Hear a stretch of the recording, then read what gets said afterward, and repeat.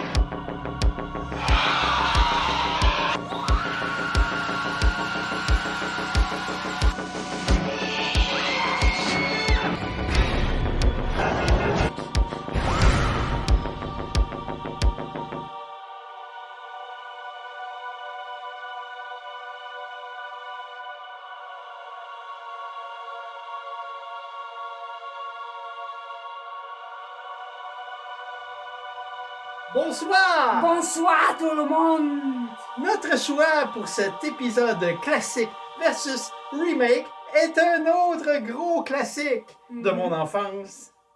Oui, mon enfance aussi! Essaye pas, on sait que t'en as pas eu d'enfance! Ça, c'est la vérité! Alors, un classique qui est aujourd'hui beaucoup moins connu que les autres qui ont été le sujet de nos précédents épisodes. Mais, à son époque, ce film a eu un impact important sur le cinéma. Je dirais même que ses 20 premières minutes ont changé à jamais le cinéma d'horreur. Parce que c'est intense! Il a inspiré des classiques, même Scream. L'intro de Scream n'existerait pas sans When a Stranger Calls. Ouais. Les vieux bonhommes qui ont mon âge, là, ben ce film va vous invoquer, j'en suis sûr, de doux souvenirs à l'époque où votre date se collait contre vous, terrorisé et même traumatisé pour le reste de leur vie Oui. par cette fameuse intro. En tout cas, moi, j'ai des bons souvenirs. Mais t'étais trop chewing! Disons que ça a ouvert la porte à des contacts plus intimes. Oui. Ben oui. Alors, la base de l'histoire de Terreur sur la ligne, c'est exactement la même que celle de Black Christmas ou Noël tragique au Québec de Bob Clark, sorti 5 ans auparavant, qui aurait pu faire partie d'un épisode de classique versus remake, mais on en a déjà parlé dans notre Noël creepy. Alors, comme je le disais, les deux films, Black Christmas et When a Stranger Calls, s'inspirent tous deux de la même légende urbaine, celle qu'on a appelée The Babysitter and the Man Upstairs. La légende date des années 60. Et cette légende, on dit qu'elle est inspirée, mais très librement inspirée, d'un fait vécu. Une affaire non résolue à ce jour, qui remonte à 1950, qui s'est produite dans la ville de Columbia, au Missouri.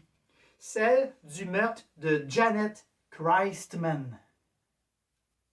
Le 20 mars 1950, l'adolescente Janet, qui était âgée de 13 ans, a pris la mauvaise décision de manquer un party avec ses camarades de classe pour garder l'enfant des Romax, une famille de son quartier.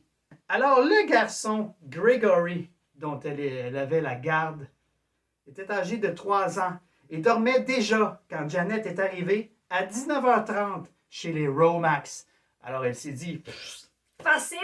C'est ça, c'est Très l'argent facile, facile. l'argent.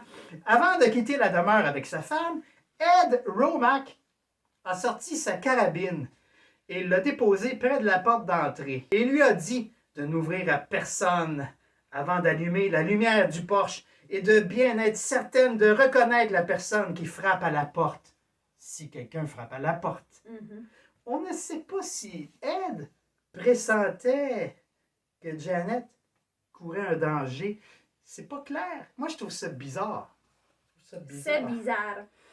Alors, personne ne sait ce qui s'est passé exactement ce soir-là. Mais ce qu'on sait, c'est qu'à 22h35, la police locale a reçu un appel de détresse pendant lequel tout ce qu'on entendait était une jeune fille qui criait et qui a tout juste eu le temps de dire « Come quick » avant que la ligne fût coupée.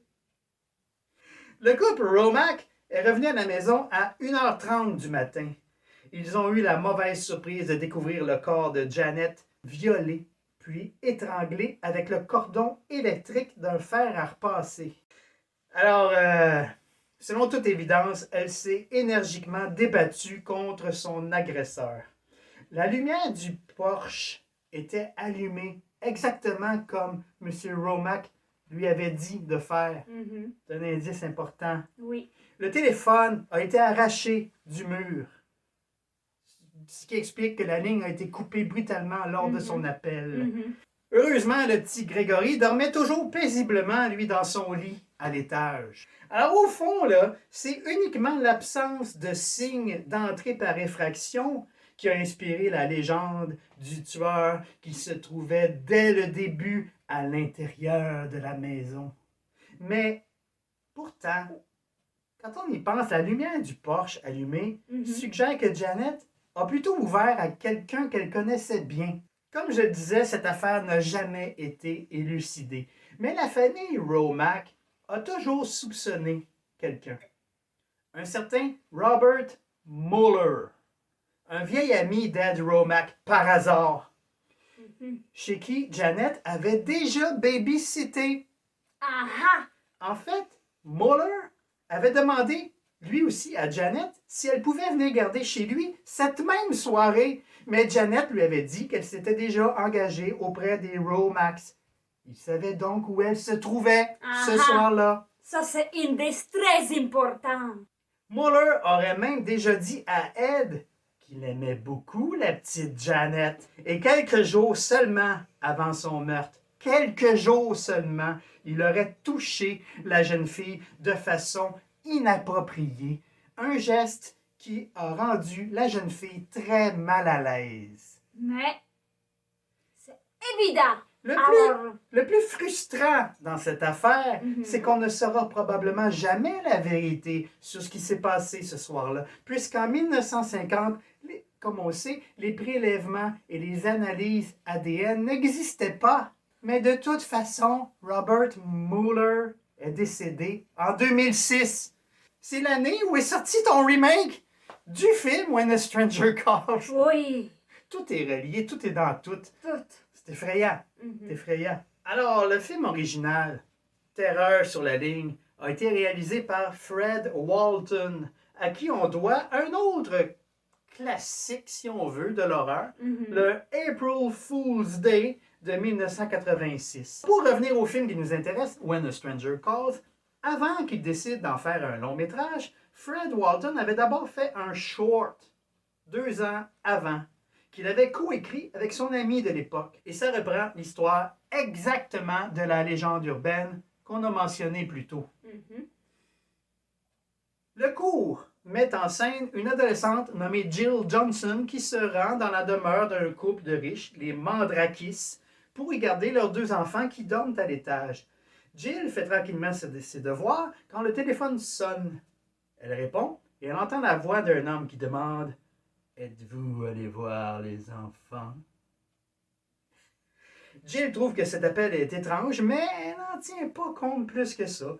Et elle se replonge dans ses devoirs, sans même se donner la peine de monter voir les enfants.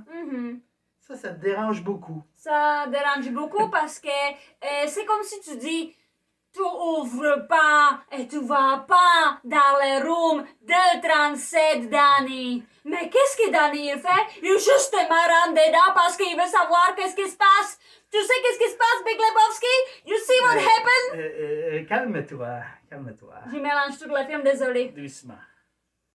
Mais ce qui arrive, c'est que l'homme rappelle encore et encore. Il demande toujours la même question sur le même ton sinistre et inquiétant. Mais c'est sûr, elle va pas regarder les enfants. À un moment donné, elle se décide à téléphoner à la police. Mais la police l'informe qu'ils ne peuvent pas faire grand-chose.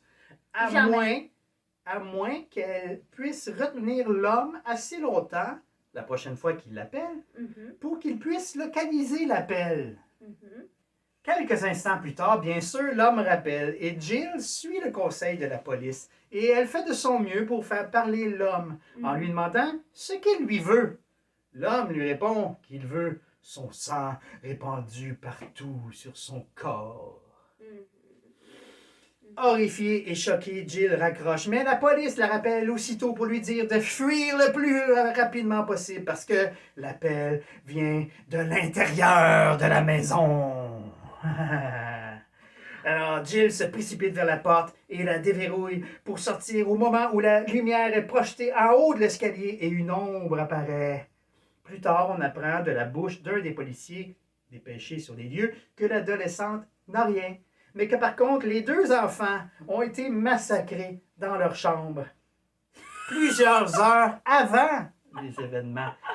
Le babysitting était facile, les enfants sont déjà morts. Ça veut dire que le tueur qui appelait, il attendait Jill dans la chambre. Ça veut dire si elle aurait monté pour aller voir les enfants, elle serait morte. Oui, mais c'est logique. Comprends-tu? On peut si donc quelqu'un dire- te demande quelque chose, tu fermes ta gueule et tu vas à O. Mais on est d'accord pour dire que c'est sa lâcheté qui l'a sauvé. Oui. Probablement très satisfait de son court-métrage, Fred Walton a décidé d'en prolonger l'intrigue pour en faire un long-métrage. Et c'est comme ça qu'est né, en 1979, l'un des films qui a marqué mon enfance, comme j'ai dit, When a Stranger Calls, le film. Alors, les 20 premières minutes du long-métrage sont une reprise plan par plan identique au court-métrage, mais en beaucoup mieux. Contrairement à la fille qui jouait son rôle dans The Sitter, qui n'était évidemment pas une actrice professionnelle, la performance de Carol Kane est parfaitement crédible. Et celle de Tony Beckley, dans le rôle du psychopathe, est excellente. Peut-être que la sincérité de sa performance est due au fait que l'acteur, au moment du tournage, souffrait d'une maladie mortelle. Le pauvre est mort quelques mois seulement après la sortie du film. Alors, après les 20 premières minutes, une fois que la police et l'inspecteur John Clifford, interprété par l'excellent Charles Durning, sont arrivés dans la maison et ont arrêté le tueur, qui se nomme Kurt Duncan, Fred Walton a choisi de poursuivre son récit en focalisant sur le tueur et en laissant de côté la babysitter. Oui. Alors, on fait donc un bond de 7 ans et on retrouve l'inspecteur Clifford qui a maintenant quitté la police et il travaille à son compte. Il est devenu un détective privé. Oui. Il y a un entretien avec le père des enfants massacrés. Duncan vient maintenant de s'échapper de l'hôpital psychiatrique où il était interné. Et le papa décide d'embaucher Clifford, non seulement pour retrouver Duncan, mais pour le tuer. Et puisque l'ex-inspecteur de police ne s'est jamais remis de ce massacre d'enfants, il accepte. Alors Clifford recherche Duncan dans les refuges pour sans-abri et finit par le retrouver. Il tente de l'amadouer en lui disant qu'il ne lui veut aucun mal. Évidemment, il le rate. Duncan s'enfuit. Clifford le pourchasse partout dans les ruelles, mais finit par perdre sa trace. Évidemment, il est plutôt gros. Il est gros, il est vieux. Très bon détective. Après Bravo. ça, on voit Duncan caché dans le noir en train de réciter un monologue étrange. Personne ne me verra plus. Personne ne m'entendra plus. Personne ne me touchera plus. Je n'existe pas. Je ne suis pas né. Ça montre la vulnérabilité du tueur. Moi, j'aime beaucoup. Je me suis reconnu là-dedans. Je trouve que c'est un portrait réaliste d'une personne qui souffre de problèmes mentaux. Moi, je pense pas qu'un psychopathe peut être un fucking loser. Mais de toute évidence, le personnage de Kurt Duncan est beaucoup plus un schizophrène. Hmm, Évidemment, avec une psychopathologie Oui. derrière tout ça. oui. Mais- Il n'est pas clairement psychopathe. Il est souffre juste- de schizophrénie, pour moi, c'est évident. Oui.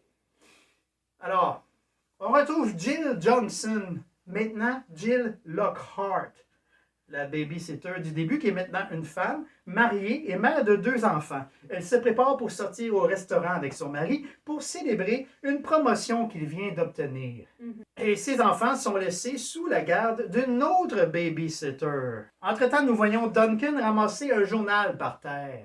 Alors, quand nous revenons dans la demeure de Jill et de son mari, on voit le même journal sur lequel est imprimée la photo de Jill Mhm. avec un titre qui dit que Jill préside une collecte de fonds communautaires. Alors, on comprend que le tueur sait où elle habite grâce à sa photo, son adresse et son numéro de téléphone. Alors, on retrouve le couple en train de célébrer au resto quand Jill est demandée au téléphone. Quand elle prend le combiné, on entend une voix familière qui dit « Êtes-vous allé voir les enfants? » Et là, Jill panique. Le couple se précipite dans leur demeure et vont regarder les enfants s'ils vont bien. Morte. Non, ils vont bien. Je sais. Je Mais niaise. Jill, ses traumatismes reviennent à la surface. Elle est complètement traumatisée et il fait de son mieux pour la calmer. Avec la carabine à côté du lit, il dit « Tout va bien aller, je suis là, je vais te protéger. » Mais, évidemment, elle entend au milieu de la nuit des bruits inquiétants. Mhm. Mais quand elle brasse son mari, on voit que son mari n'est pas son mari! Non. C'est Kurt Duncan qui est couché. Oui. Auprès Il d'elle. dort à côté d'elle. Mais, entre-temps, le détective Clifford arrive et shoot le pauvre Kurt Le Duncan. pauvre. On voit que le mari de Jill n'a rien, il était enfermé dans le placard. Mhm. Et le film se termine ainsi. Bon. Alors, le problème du film, et je suis d'accord pour l'admettre, ça ne me pose pas de problème de le dire, c'est vrai, il démarre avec une intro extrêmement intense. Mhm. Il finit par une fin aussi intense, ou Mhm. presque. Oui. Mais le problème, c'est entre les deux. Oui. Le film change de ton. OK? On passe d'un film d'horreur à un film de détective. C'est complètement ennuyant. C'est une grosse détective qui cherche un sans-abri partout, puis blablabla, blablabla. Mais moi, bon. je dis, comme je l'ai dit, le film m'intéresse parce que on suit le tueur. On sent sa vulnérabilité. On sent qu'il souffre. Ben, on le prend presque en pitié. Peut-être Non, que c'est il y pas a fucking normal. loser. Je vais les tuer dans un moment. Moi, j'aime beaucoup ce film tel qu'il est. Je trouve qu'il est Blablabla, il est oui. sous-estimé Oui. et incompris. Maintenant, on Je va te parler laisse. de vrais bons films C'est aussi. cela. Alors, le remake When a Stranger Calls, réalisé par Simon West, écrit par Jake Wade Wall. Ce film commence avec une fille qui garde les enfants dans une maison à côté d'un parc d'attractions. Il y a beaucoup de bruit, personne n'entend rien, et il y a un tueur là-haut qui tue les 2 enfants et elle. Puis, les parents ils viennent, là, ils appellent la police, il y a un détective qui vient, qui dit « Oh my god, c'est catastrophe, bla. » Coupe. Après, on se trouve au Colorado. Il y a une fille de 16 ans qui s'appelle, comme dans l'original, Jill Johnson. Elle va justement garder les enfants dans une immense maison qui est complètement séparée de la civilisation. C'est à côté d'un petit lac. C'est magnifique parce que c'est une maison d'un médecin. C'est immense. Il y a carrément un biodôme dans la maison. Oui, parce que justement, les médecins sont riches. Toi, t'es pas, tant pis. Alors, Gilles rentre à la maison. Il y a encore les parents qui expliquent que les enfants sont très malades. Alors, il faut qu'elle ne dérange pas. Laisse-le dormir, c'est tout. Et le Mandragis part. Puis pendant son soirée, il y a plusieurs appels de son chum qui fait mauvaise blague. Puis un autre appel, beaucoup d'appels comme chaque 5 minutes. Elle répond, puis il y a quelqu'un qui fait plusieurs fois. Et c'est sûr, elle a peur, elle est toute seule dans une baraque immense au milieu de nulle part. Alors, elle appelle la police, puis elle dit que quelqu'un appelle chaque 5 minutes, mais il dit jamais rien. Alors, elle a peur, puis la police dit, mais malheureusement, on peut rien faire, mais si vous voulez, je vais envoyer quelqu'un, mais ça va prendre au moins 1 heure. Mais, on peut faire quelque chose pour vous. Si le gars appelle de nouveau, on veut mettre votre ligne sur écoute, mais il faut que vous gardez l'homme sur la ligne pendant 1 minute, au minimum. Et la police accroche. Bien sûr, l'homme, il appelle encore, puis il respire et elle essaye de garder 1 minute sur la ligne, l'homme. Alors elle dit, qu'est-ce que tu veux? Et il dit, je veux ton sang partout sur mon corps. Elle raccroche, le téléphone sonne. Elle dit, laisse-moi tranquille. Et c'est le policier dit, hey, cours, va-t'en de la maison, il est dedans. Ok, elle prend les enfants qui sont encore vivants. Puis, c'est là que ça commence, le jeu de chat et souris. Parce que justement, la maison immense, il y a beaucoup de places où c'est caché. Comme tu dis, il y a petite jardin botanique pour les oiseaux, tout ça. Fait que, en tout cas. Mais, comment ça finit? Ça finit que les enfants partent, ils sortent de la maison, ils réussissent. Puis elle, quand elle court de sortir à la maison, il prend par les cheveux, pouf, sur la terre. Elle se débat, elle perd sa main, elle sort, puis pouf, dans les bras d'un policier qui justement attrape le gars. Et c'est fucking cool. On sait jamais son nom. Parce qu'on ne sait rien. Oui. Il est complètement psychopathe. Il ne réagit pas, il ne sourit pas, il n'a pas d'émotion, rien. Il est juste dans la voiture. Puis on voit une petite ombre sur sa moitié de face. On voit les lignes. Sa face est quand même belle, sauf les 2 lignes. Ses yeux sont complètement noirs. C'est magnifique. Bien sûr, Jill, elle finit dans l'hôpital, puis elle est traumatisée pour toute la vie, bla bla bla bla bla bla. Mais qu'est-ce que je trouve bon, c'est justement qu'il est un psychopathe. Il veut pas juste tuer les enfants, puis décider de tuer elle. Il veut jouer. Il veut torturer pendant toute la soirée. Oui. Mais il y a plein de suspense. Et moi, quand j'ai vu ce film, je connais pas vraiment cette urban legend. Fait que ça fonctionnait parfaitement avec moi. Parlons un peu de l'acteur. C'est Tommy Flanagan. Oui. C'est un acteur écossais qui vient de la ville de Glasgow, Mhm. d'où est originaire cette fameuse tradition malsaine de faire un sourire avec un couteau. Mhm. C'est à la sortie d'un bar où il travaillait en tant que DJ. Mhm. Il s'est fait attaquer par une bande de voyous et ils ont...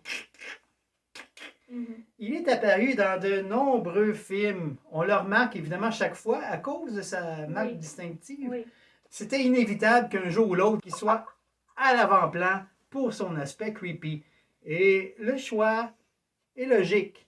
Et il se défend plutôt bien, je trouve. Je trouve qu'il n'y avait pas d'émotion à rendre, mais ce qu'il avait à faire, il l'a bien fait. Et qu'on ne sait rien de lui, justement. Selon moi, c'est parfait. Moi aussi, j'aime qu'on sache rien sur le tueur. C'est complètement différent. Oui, c'est vrai. C'est pas ça le problème. Le problème de l'original, c'est que après les 20 premières minutes, ça s'essouffle et on s'ennuie. Dans le remake, on s'ennuie aussi parce que l'intrigue, c'est seulement le gars qui appelle au téléphone. C'est logique qu'ils aient choisi de se focusser sur les 20 premières minutes du film qui étaient les meilleures dans l'original. Je comprends ça. Mais sauf que tu peux pas faire tout un film avec juste ça. C'est trop mince. Je dis que les 2 films ont un problème. Oui. Mais pas d'enfant. C'est pas grave si ni l'original ni le remake est parfait. Parce qu'on a justement un film parfait. Ouais. N'est-ce pas? Qu'on aime tous les deux cette Oui. fois-ci. Il C'est est magnifique. la suite à l'original. When a stranger calls back. Commercialement parlant, c'est logique que ça porte le même titre. Mhm. Mais le téléphone n'a pas un grand rôle à jouer dans Non, cette mais version. par contre, Jill Johnson est encore là. Oui.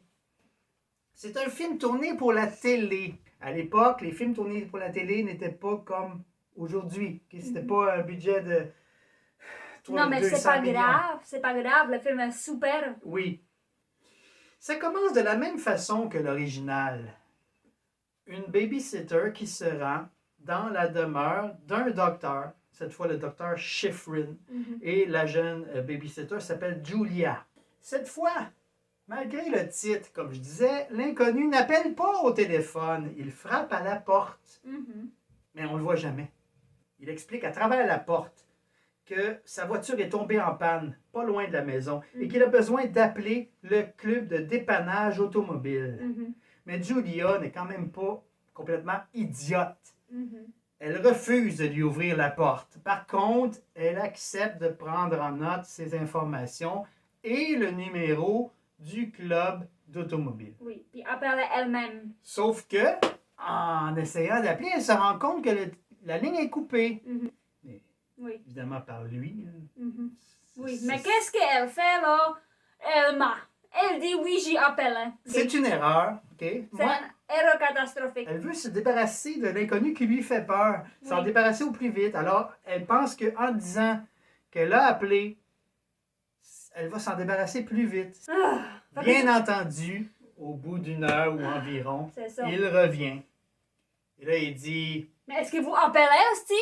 je crois que vous n'avez pas appelé le club de dépannage automobile. Et là, la pauvre fille, elle sait pas quoi faire. Il faudrait qu'elle avoue qu'elle a menti et qu'elle n'a jamais appelé. Mais elle a peur. Oui.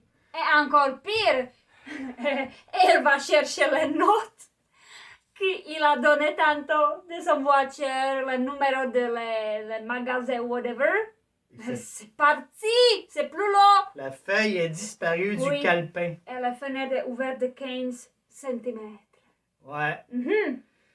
Elle appelle sa Elle fait femme. semblant. Oui, il appelle sa femme, blablabla, ils partent. Mais il revient pour 4e fois et il dit vous habitez pas ici, hein? Elle a dit comment vous savez? Vous êtes juste des babysitter, hein?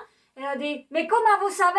J'ai vu un ombre dans le 2e étage, dans une chambre. Elle entend toujours sa voix derrière la Oui, porte. parce qu'elle est vraiment collée à Mais la porte. on voit un deuxième homme derrière. Là, elle réussit à ouvrir la porte. L'homme n'est pas derrière la porte. Non, mais il y a Mandrakis, il y a le père. C'est pas Mandrakis, c'est Dr. Schifrin. Docteur Schifrin, il est là. C'est cela. Oui. Alors, cette fois, les enfants ne baignent pas dans leur sang, dans leur lit, mais ils ne sont pas là. Ils ont disparu. Oups. Oups. Là, on fait un bond de 5 ans. On 5 voit, ans plus tard. elle essaie de faire sa vie, mais elle est gravement traumatisée. Et Elle habite dans le 3e étage. Oui. Et elle a 3 lockers. alors, quand elle trouve dans son placard le vêtement d'un enfant, Un pyjama. elle va voir la police. La police ne la croit pas du tout Non, parce qu'elle que est complètement folle. elle a évidemment des antécédents de troubles mentaux après ce Oui. qui lui est arrivé, Oui. n'est-ce pas? Sauf que il y a une femme qui s'occupe justement des femmes victimes de violences et c'est nulle autre que Jill Johnson de l'original. Oui. Elle est maintenant une badass. Oui. Et elle vit seule. Pas Elle des est- enfants, pas de mari. Ouais. Et elle enseigne l'autodéfense. Elle enseigne aux victimes de violences de ne pas se laisser faire et de riposter. Et elle, Et elle est celle qui croit. elle lui fait encore répéter son histoire du début. Oui. Julia lui dit que toutes les semaines, elle voit des petits changements dans son appart. Elle sait qu'il sait qu'elle va remarquer Oui. ces petits changements parce qu'elle est maniaque du rangement. Oui. Et Jill comprend tout ça et Ah. elle ose dire je vous crois. Oui. Et en plus, elle appelle le détective encore. Le même, maintenant à la retraite, Oui, toujours aussi gros, oui. mais tellement sympathique. Moi, Oui. j'adore cet acteur. Oui, il est super sympathique. Dans ce film-ci, il est bien meilleur encore, je trouve. Oui, oui, oui. Sa performance Ouais. est attachante. Dans le premier, on ne s'attachait pas à lui de la même façon que dans ce film-ci. Le détective essaye de comprendre qu'est-ce qui s'est passé. Est-ce qu'il y avait vraiment deux hommes? Lui, il a un doute. Mhm, Il a dit à Jill, mhm. pas sûr qu'il y avait deux hommes. Elle dit, ben oui, mais il y en a un que sa voix, elle a suivi sa voix, puis Oui. il était vraiment derrière la porte, et en même temps, Oui. alors, lui, son intuition lui dit que c'est un truc. Mhm. Mais lequel? Oui. Fait que c'est ça, C'est là. là. Le détective, il va avec Jill dans la maison où c'est passé il y Oui. a 5 ans. Puis il calcule la distance entre la fenêtre et la porte. 4 mètres 5 50. ans. Et il demande à Jill, est-ce que c'est possible que quelqu'un passe par la fenêtre ouverte de 15 cm? Mais oui, c'est possible! Si ta tête passe, tout passe. C'est Oui, là c'est que, possible. bon, Fait qu'il la dit... suite de notre vidéo, Mhm. si vous continuez à regarder, on va vous spoiler. Oui, c'est... C'est Spoiler, là! C'est un film qu'on vous conseille de découvrir Oui. parce que ça vaut la peine. Mhm.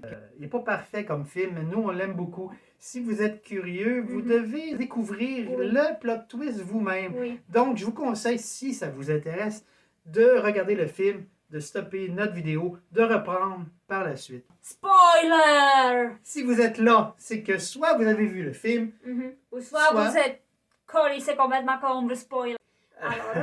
Alors il dit, c'est un homme, pas deux hommes, un homme. Mais Il comment dit- il fait là? il dit, ça paraît aberrant, mais notre homme est sûrement un ventriloque. Mhm. Oui. Bon, je suis pas sûr que ce soit très réaliste, le fait de maquiller sa voix à un point qu'elle semble vraiment provenir d'un endroit opposé. Peut-être que vous allez trouver que c'est tiré par les cheveux, Mhm. mais bon. Alors notre question est, est-ce que quelqu'un de vous est ventriloque? Et si J'aimerais- oui, écrivez-nous parce J'aimerais qu'on veut vraiment. savoir. Mais ils sont rares aujourd'hui, c'est un art qui se fait rare. Alors, toujours est-il que notre détective à la retraite, maintenant, cherche des Un ventriloques. Et il trouve une place, un cabaret, qui embauche un certain William Landis, un ventriloque un peu bizarre. Mais le détective le manque de quelques minutes seulement. Il arrive après sa représentation. Et sa représentation Et dérangeant. dérangeante, c'est le mot. Mais par contre, la poupée est magnifique. Oui. Il n'y a pas de face. Et là, il dit je me suis regardé ce matin et C'est ça qu'est-ce que je voyais. c'est ça. Bon, il rend tout le monde mal à l'aise. Le propriétaire du bar en a assez. Il interrompt son numéro. Oui, un kick dehors. C'est ça. Oui. En sortant, il tombe sur le détective, l'ancien Oui. détective, Oui. Mais Clifford. sont loin de chacun sont loin. C'est dans la petite ruelle. Et comme il est toujours habillé en noir et maquillé, Et il l'appelle. Il lui dit Monsieur Landis. Il essaie de lui dire qu'il est un impresario, qu'il a besoin de l'engager. Mais il est méfiant et il se sauve. Jill, Elle dit, achète un gun, c'est bonne idée, on a un États-Unis, il faut que tout le monde a un gun. aucun problème. Oui. Elle lui enseigne à Oui. la... Et c'est justement qu'est-ce qu'elle va faire. Elle va acheter un gun, Oui. puis POW! Julia est maintenant à l'hôpital dans le coma avec une balle dans la tête. Clifford a tendance à croire, comme la police, que, dans un geste de désespoir, la femme a tenté de mettre fin à ses jours. Mais Jill, quant à elle, n'y croit tout simplement pas.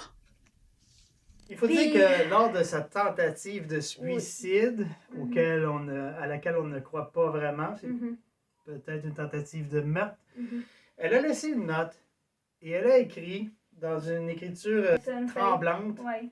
Il fait noir, je ne vois rien, Pas de téléphone. Pas de téléphone. Oui. Bon. Jill conclut Mhm. que ce n'est pas une tentative de suicide. Oui, que c'était justement lui. Son ami Oui. Clifford Oui. a un doute. Le détective. Il va rentrer dans l'appart de lui, justement, pour regarder qu'est-ce qui se passe. C'est quelque chose, si c'est vrai ou pas vrai, qu'est-ce que Julie a dit. Ou... En rentrant chez lui, justement, si tu te rappelles, il trouve une poubelle. Il renverse la poubelle. Puis voilà, c'est là, Des photos. des photos de Tonton de l'hôpital de Julia. C'est... Un nichon ouais. très proche. Elle dit, I knew. Now I know that you was in the hospital and everything is true. Mais attention, il n'y a pas juste des photos cheloues de Julia. Oui. Il y a les photos du mur de l'appart de Jill. Oui. Pourquoi il avait une photo du mur très particulier Mhm. Oui. de Jill? Mhm. De son appart. Oui. C'est là qu'on voit que Clifford est un homme très Oui. intelligent. J'aurais jamais Oui, c'est vrai. trouvé la réponse. Pourquoi C'est cette vrai. photo? Alors Jill elle rentre chez elle, tout va bien, elle allume la lumière, mais elle voit un lait sur la table avec les photos de deux enfants qui ont disparu il y a 5 ans. Un carton de lait Elle vide. Oui, Et elle entend une voix. oui, qui dit Jill, I'm here. Elle sort les gants, elle se précipite vers la porte, mais elle est fermée, la porte est fermée.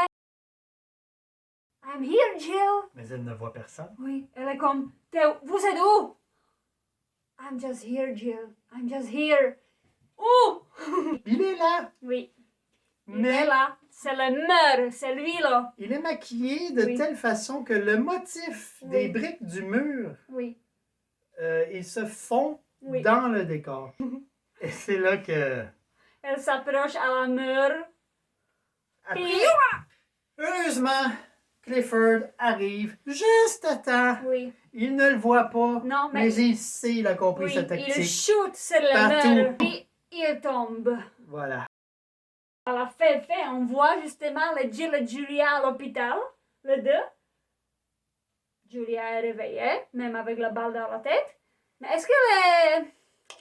On ne sait pas. Elle parle pas. Mm. On ne sait pas. Et c'est là que ça finit. Mhm. Oui. Alors, En conclusion, conclusion, c'est le quoi? classique ou le remake, nous ne sommes pas d'accord. Pour une fois, je dis que le classique l'emporte. Toi, tu dis le remake l'emporte. Donc, Oui. la partie est nulle pour classique contre remake. Le vainqueur est la suite à l'original. Mhm. Arrangez-vous avec ça, qu'est-ce que vous voulez. Oui. C'est non seulement une excellente suite, Mhm. mais j'ose dire que ce film est supérieur à l'original. C'est un des rares cas où je préfère la suite. Mhm. Et si vous êtes comme nous, vous êtes curieux, ben tapez-vous les trois Oui. et écrivez-nous vos commentaires. Oui. Qu'est-ce que vous en pensez? Je pense pas que notre opinion soit populaire dans ce cas-ci. Mhm. C'est vrai. Mais est-ce qu'on a raison? Est-ce qu'on a tort? Dites-le Oui, nous. on a raison. Parce que, comme je dis plusieurs fois dans la vidéo, nous, on n'est pas justement le mouton comme les autres. Si vous n'êtes pas d'accord avec ce qu'on fait, vous finissez dans mon sac à poubelle. Je vais être encore plus tachée. Mais c'est pas grave. J'adore baigner dans les splendides sacs combattoirs. Ça conclut notre 3e épisode Mhm. de Classique versus Remake. Ce n'est pas le dernier. On va continuer. Oui. Alors, si ça vous plaît, ben, abonnez-vous. Ça nous fait Pouce bleu. grandement plaisir. Et écrivez-nous. Mhm. Ça nous fait plaisir, ça aussi. Oui. Alors, ben, on vous dit... Restez creepy. creepy. Bye-bye. Allez checker les enfants.